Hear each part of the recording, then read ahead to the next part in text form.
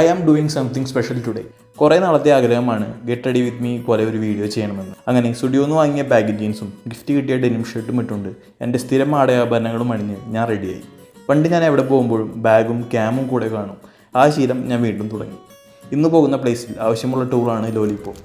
അതും വാങ്ങി കയ്യെ പിടിച്ചു. ഓക്കെ, ഇനി മെയിൻ കാര്യം. തൃശ്ശൂർ വടക്കേ സ്റ്റാൻഡിലെ SM സ്റ്റുഡിയോയിലാണ് ഞാൻ വന്നിട്ടുള്ളത്.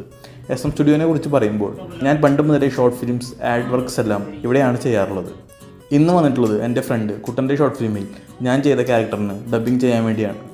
ലീഡ് റോൾ ചെയ്യുന്ന കുട്ടൻ്റെ ഡബ്ബിംഗ് ആണ് നടന്നുകൊണ്ടിരിക്കുന്നത്. നെക്സ്റ്റ് എൻ്റെ ഡബ്ബിംഗ് ടൈമായി. കുറച്ച് നേരം ഡബ്ബിംഗ് ചെയ്ത ശേഷം ഒരു ടീ ബ്രേക്ക് എടുത്തു. തിരിച്ചെത്തി വീണ്ടും ഡബ്ബിംഗ് സ്റ്റാർട്ട് ചെയ്തു.